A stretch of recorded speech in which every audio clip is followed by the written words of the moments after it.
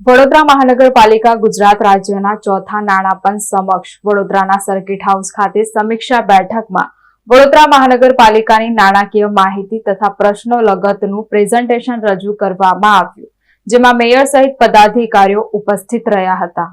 વડોદરા મહાનગરપાલિકામાં આવક વધે અને સક્ષમ બને તેવા ઉદ્દેશ સાથે આજરોજ વડોદરા સર્કિટ હાઉસ ખાતે રાજ્ય નાણાં પંચના ચેરમેન યમલ વ્યાસજીની અધ્યક્ષતામાં સમીક્ષા બેઠક તેમજ જરૂરી વિષયો પર ચર્ચા વિચારણા કરવામાં આવી। આ બેઠકમાં રાજ્ય નાણાં પંચના ચેરમેન યમલ વ્યાસ, નાણાં પંચના સભ્ય મેયર પિંકીબેન સોની, ડેપ્યુટી મેયર ચિરાગ બારોટ, સ્થાયી સમિતિના ચેરમેન ડોક્ટર શીતલ મિસ્ત્રી, ડેપ્યુટી મ્યુનિસિપલ કમિશનર ગંગાસિંહ સહિત વડોદરા મહાનગરપાલિકાના પદાધિકારીઓ ઉપસ્થિત રહ્યા હતા। ગુજરાત રાજ્યના ચોથા નાણાપંચ સમક્ષ વડોદરા મહાનગરપાલિકા તરફથી વિવિધ સૂચનો તથા પ્રશ્નોની રજૂઆત કરવામાં આવી હતી। રાષ્ટ્રીય નાણાપંચ એવી જ રીતે રાજ્ય સરકારનું ચોથું નાણાપંચ જેના અધ્યક્ષ તરીકે શ્રી અમલભાઈ વ્યાસ સાથે એમના સભ્યશ્રીઓ દ્વારા આજે વડોદરા મહાનગરપાલિકાના પદાધિકારીઓ એમાં માનનીય મેયરશ્રી, ડેપ્યુટી મેયરશ્રી, નેતા, દંડક અને કોર્પોરેશન અધિકારીઓ સાથે વડોદરા કોર્પોરેશનની ફાઇનાન્શિયલ પરિસ્થિતિ શું છે, વડોદરા શહેરનો વિકાસ કઈ ગતિથી થઈ રહ્યો છે અને આવનારા સમયની શું ચેલેન્જીસ છે એને ડિસ્કસ કરવા માટે નાણાપંચે આજે આ મિટિંગ બોલાવી હતી। ખૂબ પોઝિટિવ વાતાવરણમાં ચર્ચા વિચારણા થઈ છે। ખાસ કરીને વડોદરા કોર્પોરેશન કે જે છેલ્લા 2007-8થી અત્યાર સુધીનો સમયગાળો ગણીએ તો 637 કરોડનું કેપિટલ એક્સપેન્ડિચર કરતું હતું। છેલ્લા 2 વર્ષમાં આ કેપિટલ એક્સપેન્ડિચરમાં 326 કરોડનું કરી શક્યા છે।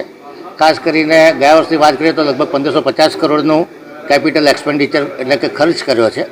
આ વર્ષે પણ લગભગ 1700 કરોડનો ટાર્ગેટ લઈને અમે ચાલી રહ્યા છે। જે 637 કરોડ અને 1500 કરોડ ગણીએ તો કહી શકાય કે લગભગ ડબલ કરતાં વધુ ગતિથી વડોદરા શહેર વિકાસ પામી રહ્યું છે। અલગ અલગ પ્રોજેક્ટો, સ્વર્ણિમના પ્રોજેક્ટો હોય, અમૃતના પ્રોજેક્ટો હોય, એમાં જ્યારે પ્રોજેક્ટના ડીપીઆર રજૂ કરવામાં આવે એ ઘડીએના એસઓઆર અને જ્યારે પ્રોજેક્ટ મંજૂર થાય ત્યારે એસઓઆરના જે ભાવમાં ફરક હોય છે, ટેન્ડર ઊંચી કોસ્ટ આવતા હોય છે, તો કોર્પોરેશનનું જે કોલેટરલ પેમેન્ટ કરવાનું હોય છે, કોર્પોરેશનમાં વધુ ભારણ આવતું હોય છે અને કઈ રીતે ઘટાડી શકાય। આવનારા સમયમાં શિક્ષણનું સ્તર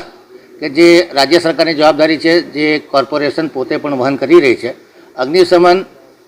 જે છે, ફાયર ડિપાર્ટમેન્ટ એના પણ ખર્ચ કોર્પોરેશન પર આવે છે। દરેક સર્વિસની પાછળ રિકવરી કેટલી થાય છે એના પણ અંદાજો અમે આપ્યા છે। પાણી કરમાં કેટલી રિકવરી થાય છે, પાણી માટે કેટલો ખર્ચ કરવામાં આવે છે, ડ્રેનેજ પાછળ કેટલો ખર્ચ કરવામાં આવે છે, એની રિકવરી કેટલી થાય છે, ફાયર માટે કેટલો ખર્ચ થાય છે, શિક્ષણ સમિતિમાં કેટલો ખર્ચ થાય છે, આરોગ્યમાં કેટલો ખર્ચ થાય છે, ઇન્ફ્રાસ્ટ્રક્ચરમાં કેટલો ખર્ચ થાય છે અને મહેકમનો ખર્ચ ધીરે ધીરે વધતો જાય છે, ઓએનએમનો ખર્ચ ધીરે ધીરે વધતો જાય છે। સામે જે આવક છે, આવકનું પ્રમાણ જોઈએ એ પ્રમાણે વધતું નથી, તો કેવી રીતે આવક વધારી શકાય, ખર્ચને ઘટાડી શકાય અને કોર્પોરેશન વધુ એફિશિયન્ટલી કામ કરી શકે, પાયાની સુવિધાઓ એટલે કે સોશિયલ ઇન્ફ્રાસ્ટ્રક્ચર અને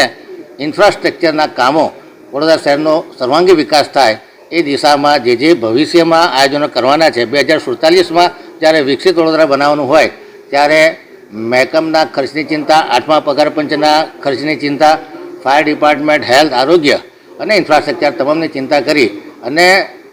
રાજ્ય સરકારને કોર્પોરેશન તરફની પડતી તકલીફો, ખાસ કરીને ઓક્ટ્રોયની આવક, જીએસટીની આવક અને